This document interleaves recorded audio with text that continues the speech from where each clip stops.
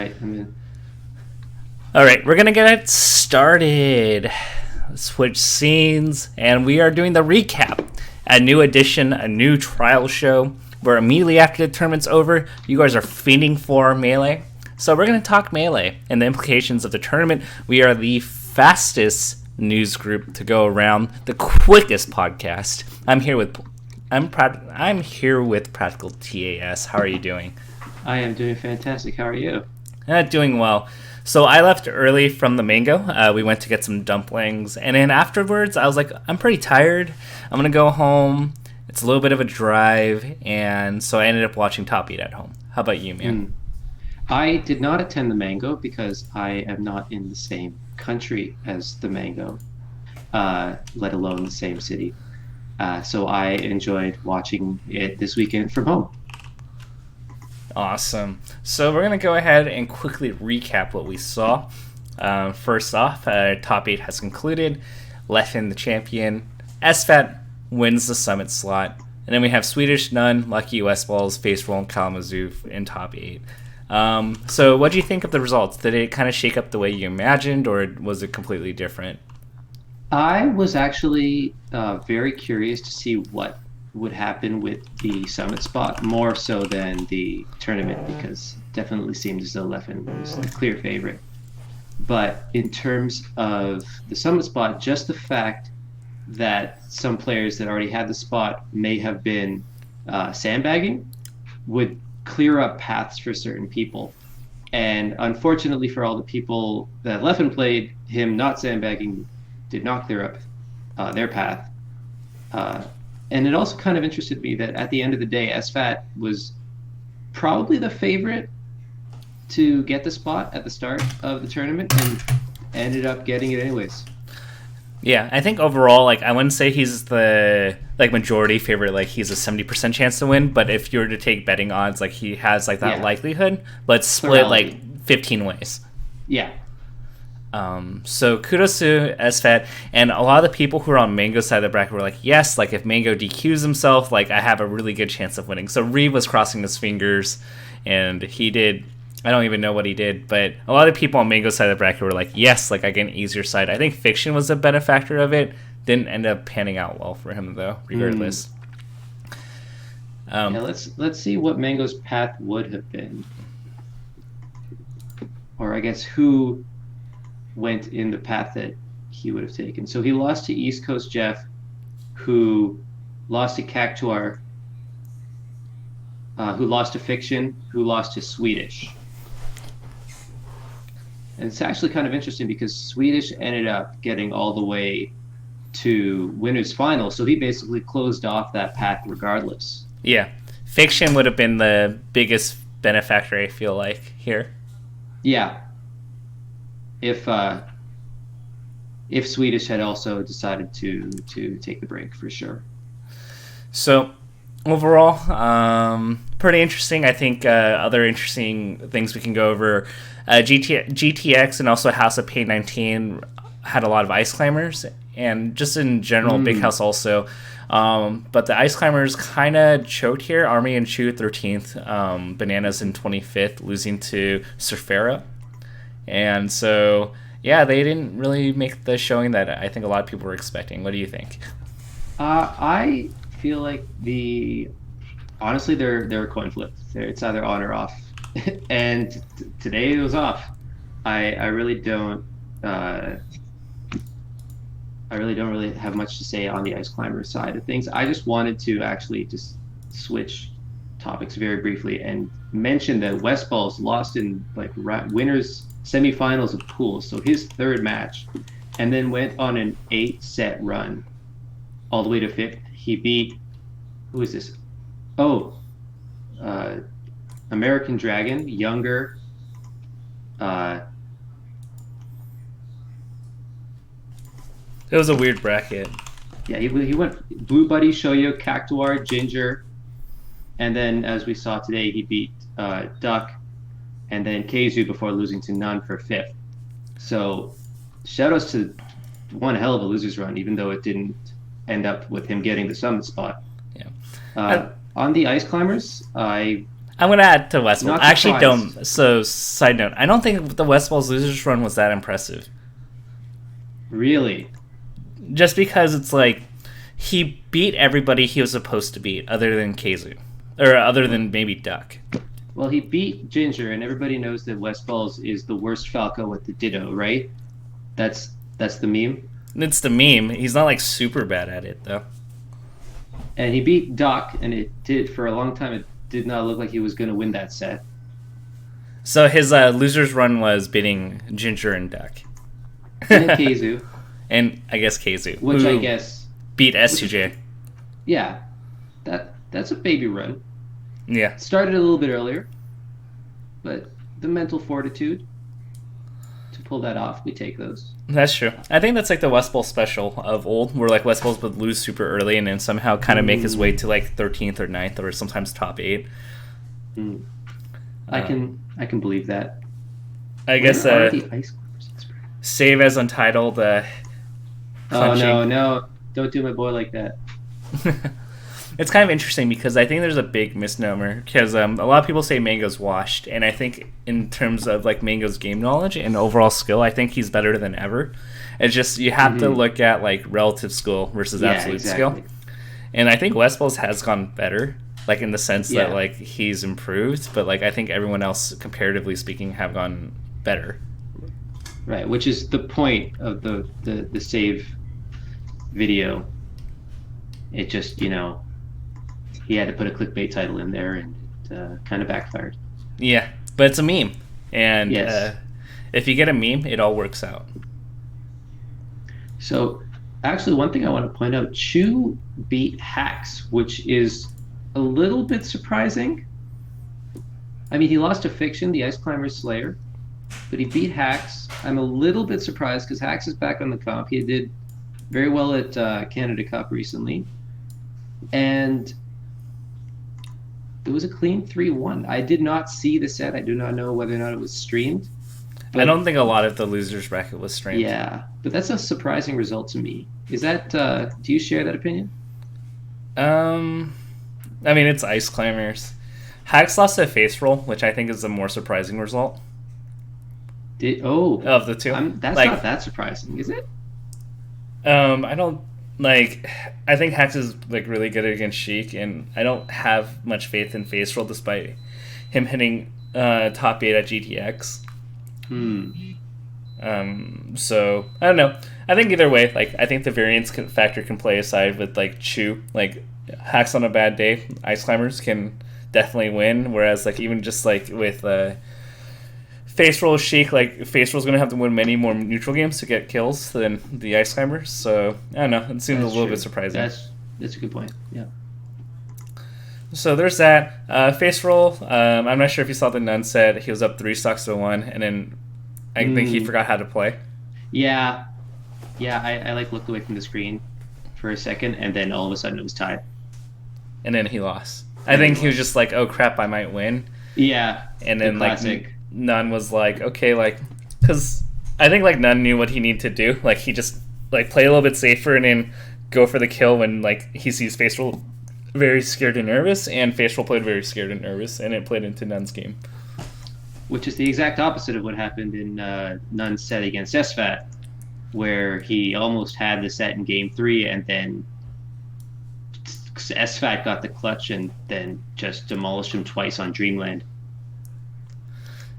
As a side note, I'm going to have to say that I did not lose to Ludwig. Ludwig went up to the TO and said he beat me 2-0.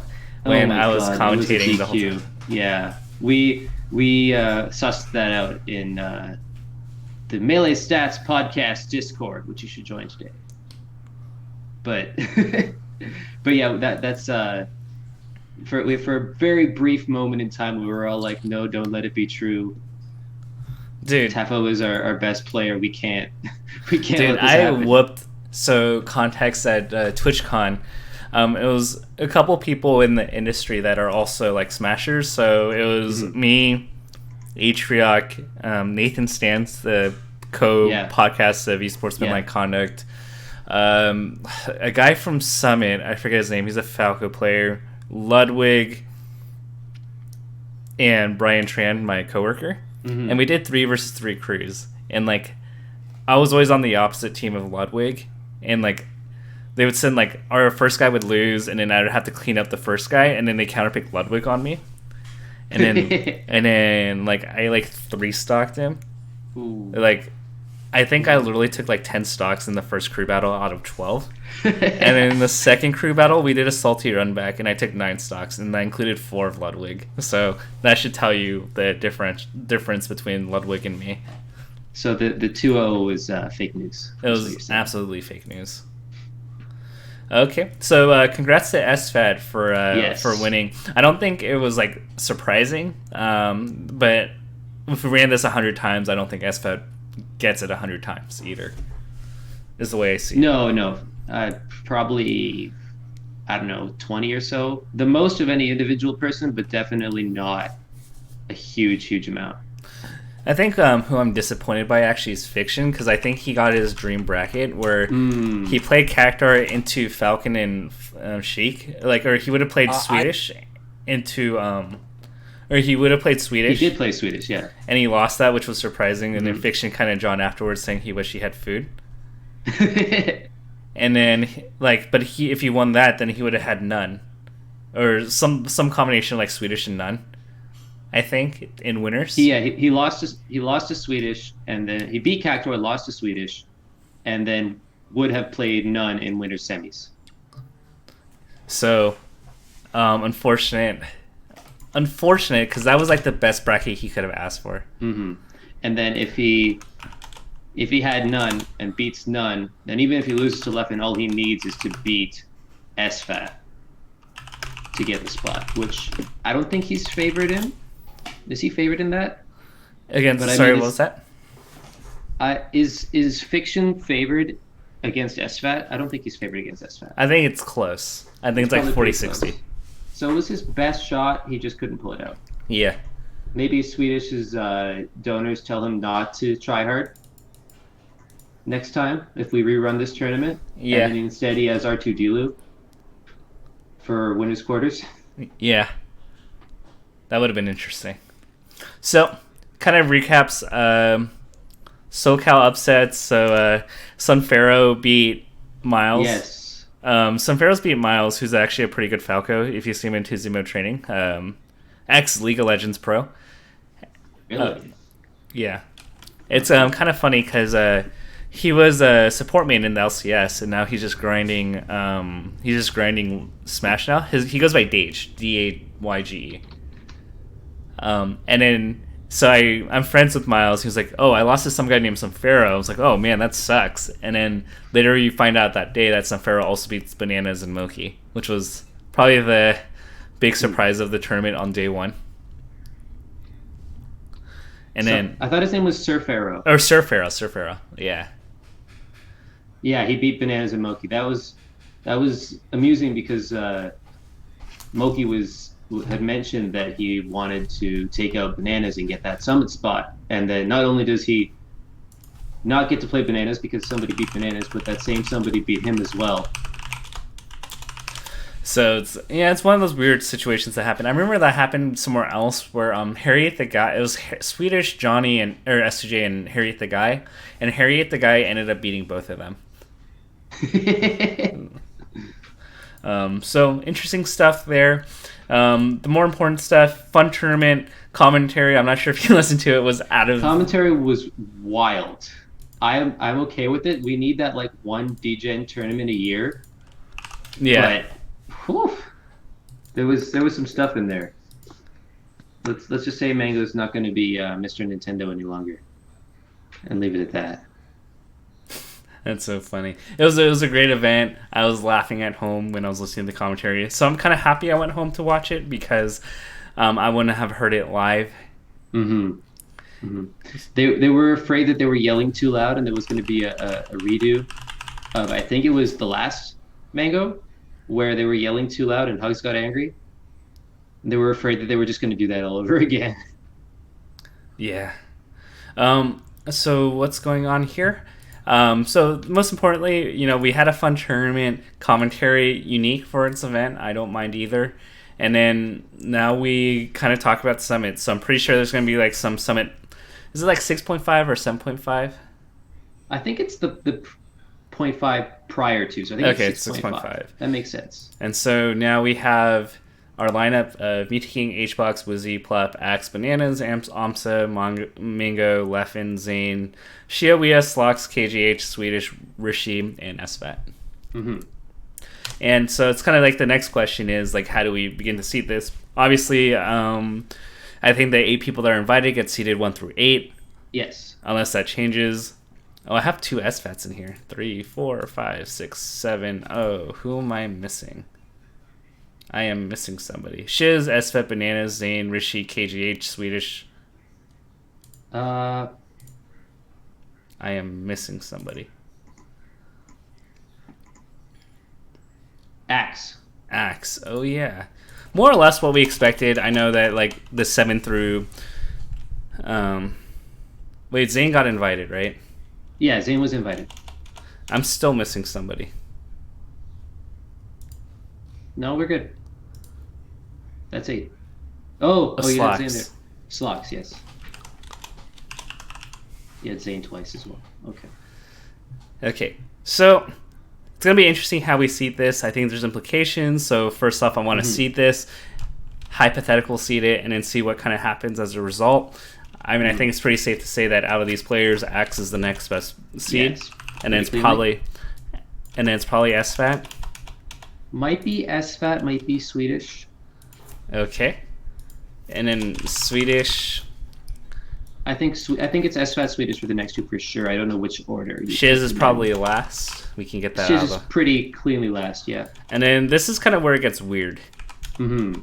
Like I think it's Bananas and Slox for 6 and like 14th I'm pretty to sure 15th. it's Slox for 15.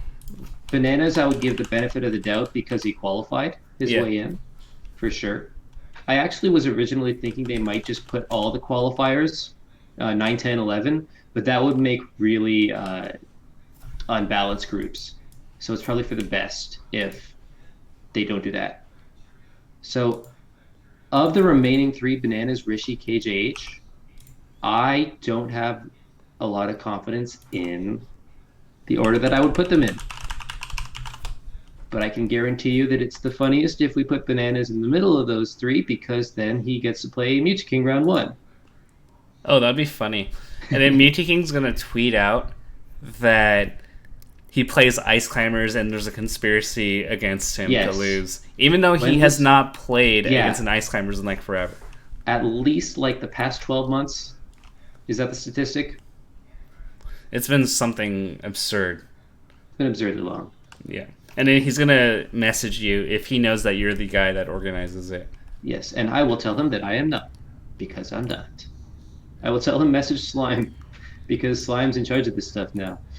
All right. So Slox is definitely last. Yeah. Who else is there? Rishi. We got Rishi, Bananas, KJH. I don't know what order to put these 3 in.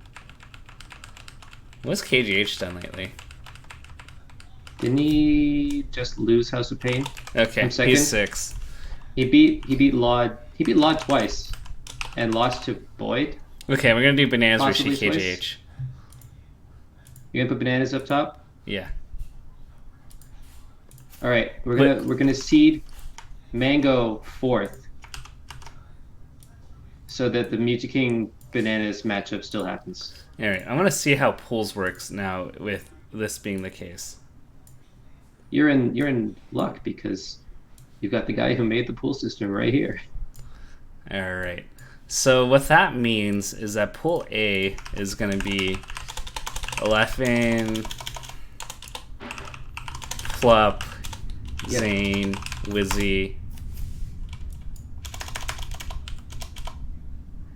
Zane, Wizzy, and then 10th is SFAT. Wait, it doesn't even matter how you see it. Well, it kind of does. Because Swedish and SFAT are in the same pool anyway. Yeah. All that really matters is their path. very, very. It doesn't make a difference in my opinion.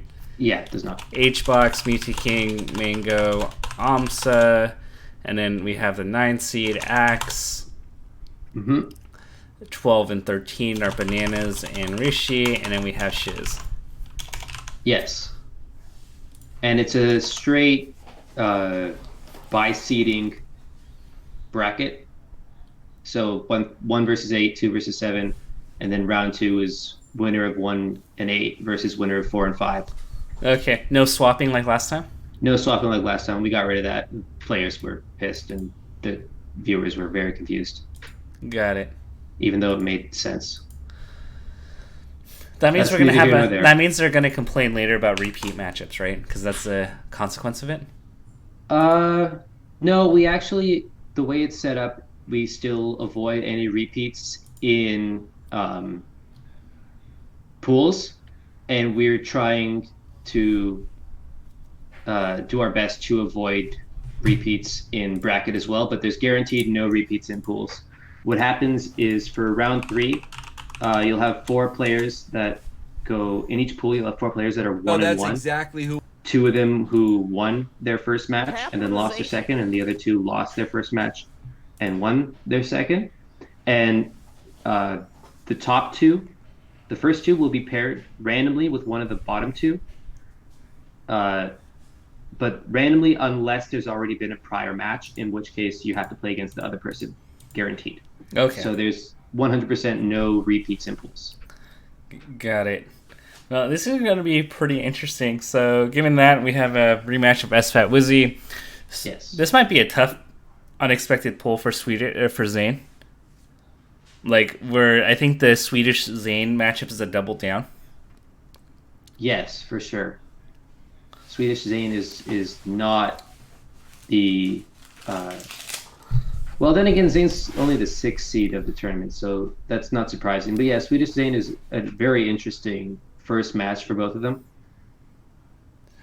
And what's kind of funny is also we have the gods, Yes, box. the old gods. Imagine like looking at this like 2 years ago and being like, wow, like Group B looks stupid compared to Group A.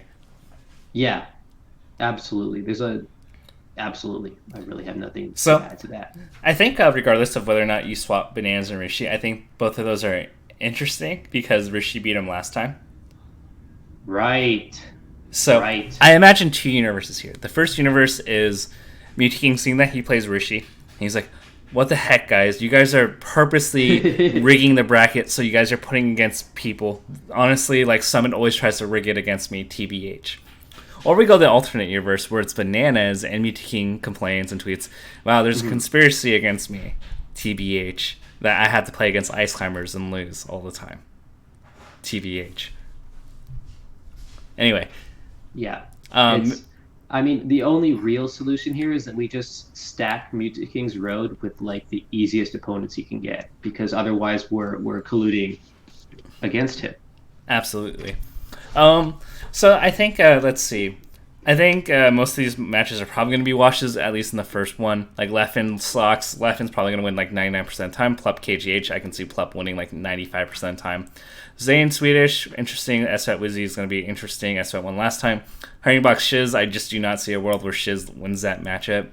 Mewtwo King Rishi is going to be interesting. Mango Bananas is going to be interesting. And Amsa Axe are going to be interesting. So, actually, I'm wrong. I think there are going to be a lot of interesting first round pairings.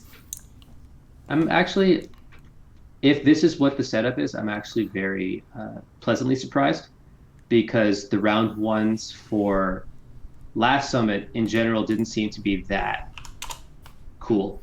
But the round 1s here are definitely a step up from what I'm seeing. I think the huge help here is that the people that are like ranked like 15 to 35 that usually show up are like doing a lot better now than like a year ago or even 6 months ago. That it kind of narrows the gap a bit. That You've got your Gmail up. yeah, I'm trying to like browse the wrong browser for like information on something, but I need to make sure that the one window isn't showing up. Right.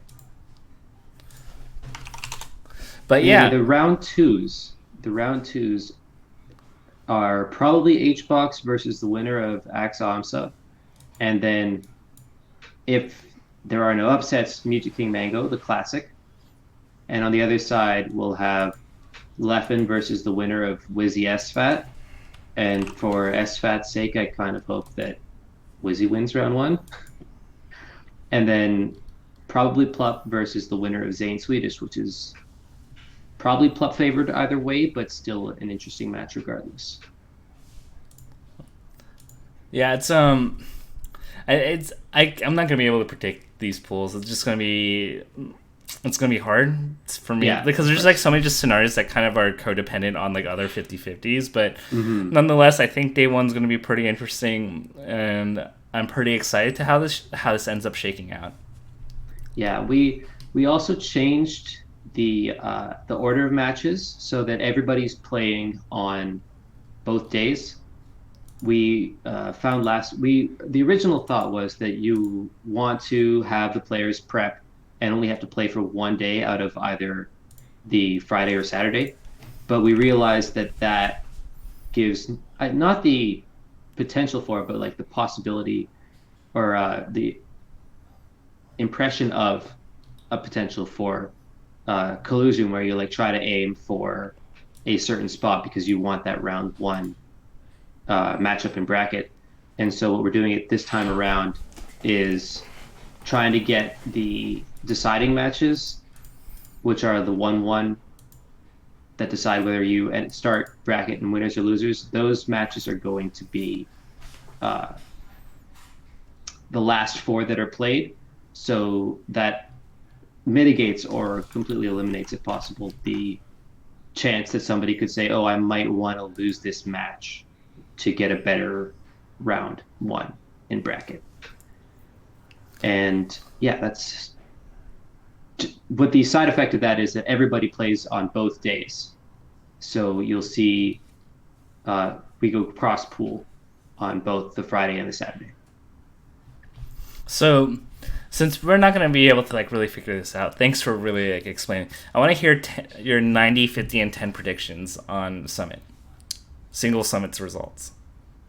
90, 50, 10. What is So 90, something 50, that's 10? 90% likely going to happen, something that's Mm-hmm. about 50% likely to happen, and your shoot to the moon 10% event happening. Okay. Hmm. My 90%, 50%, and 10%. Okay, my 90% is Hungry Box is the first seed out of his pool. He goes 3-0 and is the one seed on his side. My 50% is that Leffen goes on a run and finishes top two. My 10% is the Mango wins the entire tournament and gets his first major win of the year. Ooh, spicy. Um, my 90% is. I actually don't think that Hungry Box predictions is free because second round he could be playing Amsa. Hmm. He has to be its Hmm.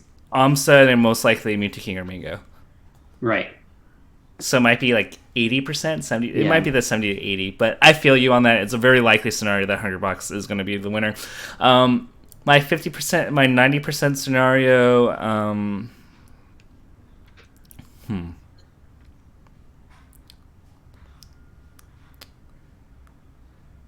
That's fair, right? Mango having a 10% chance to win the whole thing. I think That's so. a fair number. I think that's a fair. Splitting it between like six candidates and being slightly below average and Hungry Box taking the lion's share, I think that's about a 10%. Yeah. Muta King beats Rishi is my 90-10. Hmm. My 50-50 is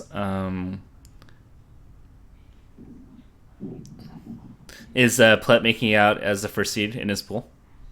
I can see that. Yeah. And then my 10% is two Panda players to take top three. Two what players? Two Panda global Oh, players two take. Panda in top three. I'm down for that.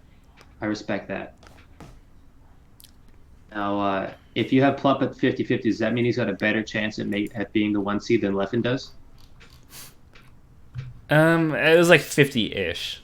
50-ish. Okay, I'm down for 50-ish. Yeah. You think that he's probably going to walk through, not walk through, but definitely heavily favored versus the winner, Zane Swedish? I don't think he's heavily favored. I think he's like the thing is like I think Plup is kind of a moody, swingy player, and what I mean is that Mm. if he's not feeling confident, or like I think the one thing that I don't think enough analysts talk about is like how prone he is to tilting. Mm. And tilting can manifest itself in terms of like saying like he doesn't feel this term anymore. He's playing secondaries to like just not playing well. Um, I think that's like a. Yeah, I agree. I It don't know if he definitely beats feels like a Zayn every problem. time. Like I don't. Mm. I think he's a good player that happens to play Sheik. I don't think he is a Marth matchup specialist. Fair enough. Like he good players Zayn if he wins because he's just really good. I don't think it's because he knows how to play against Marth like very well. How's Zane historically against Sheik? I think Zayn is really solid. I mean, he plays against Junebug a lot, so he gets a ton of Hmm. practice in the matchup. I think he beat Shroom the last time. He's like split sets with Plup. So yeah, I think he's solid. Yeah, and it starts in like 5 days, this Yeah, tournament. So we are going to have answers to all these questions very soon. yeah, and I think it's going to be interesting because I know for a fact that at least Mango, Leffen, all the people in Cali, Swedish, Bananas, like there's a good hand axe even like there's a bunch of players already in SoCal, so I'm Yes. imagining that they're probably going to be grinding a bit this week, and they're going to start um, re-getting on the grind. I think the player I'm actually kind of worried about here, although Muta King, like, he's a grinder once he gets into the summit, like, he hasn't been playing much. Maybe, like, Mm. it could go one of two ways. That could be a brain's perspective changer where, like, you see the game in a new way and having these short breaks are healthy. Or he just completely craps the bed because he hasn't played in a while.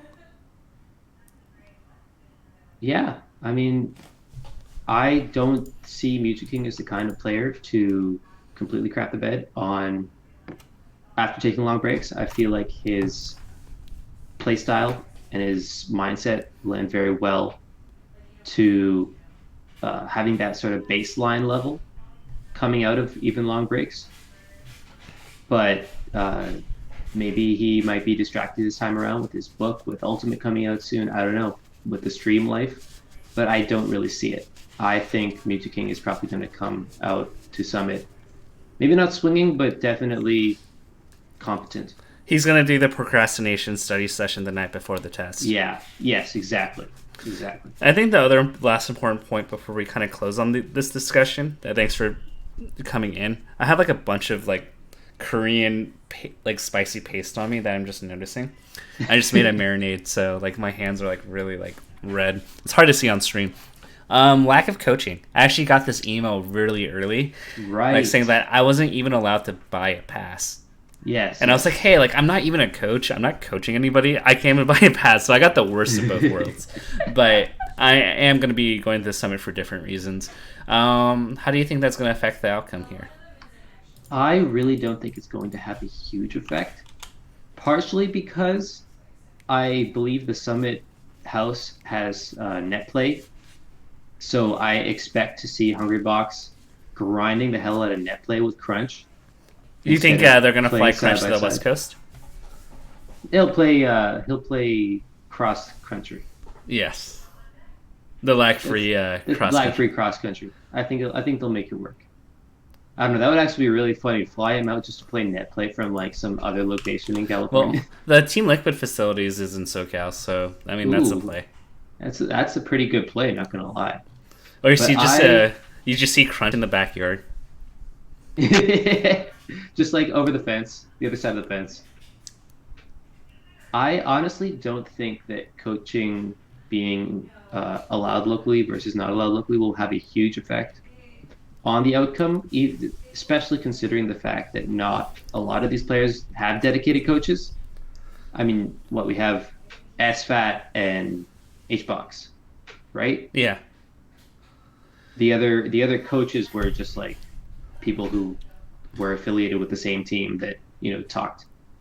Though Rishi, I think, did some kind of coaching for AMSA, Amsa, right? yeah, he did some Yeah, pretty good job like prepping Amsa, like because Rishi can play a lot of characters at like a decent level, so right. like he was actually like, I mean, I've told you privately of certain stories of coaches at Summit, which kind of led to the no coaches at Summit rule. Yes, Like Rishi was always like helping Axe or Amsa like do the best he could.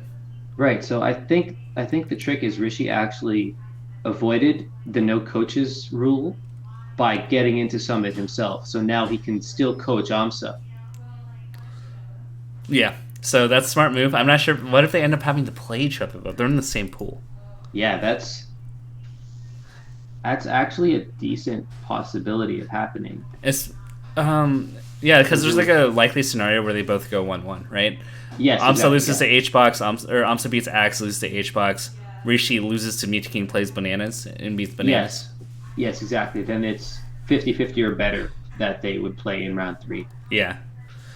So that's going to be interesting. I think it does hurt H box a little bit. I think this is more a testament of how good Crunch is at what he does, Hmm. more than anything. That I think Crunch does like. I've kind of tuned in. I didn't like overly like look to spy, but like he does prepare very specific game plans, and he does give HBox a very specific intel on how to deal with skirmishes and what the player tendencies are, and so you Right. see HBox pretty well prepared to deal with like different Fox game plans in particular. Yeah, yeah. And he can still do that remotely. It's just the physical warm up is probably going Yeah, to be a I little bit think the more physical difficult. warm up partly, but like also like Crunch is physically there, like going through VOD review and just showing him like very specific things. Oh, really? Yeah, Okay. So they might be Skyping all like hey, weekend. like you got to roll here. Hey, Leffen, after Leffen does Nair Shine, he's not going to look for a roll here. You can spot dodge here. Leffen's never going to look for it. Like stuff like that. Oh, so he goes like really, really deep into Yeah, micro situations. yeah. Interesting. So, gonna be an interesting summit. I think there's gonna be a lot of more content from like all sorts of avenues in the next couple of weeks. I'm excited for it. You're excited for it, and thanks for coming in last minute to fill for this little No problem. recap. Happy to help.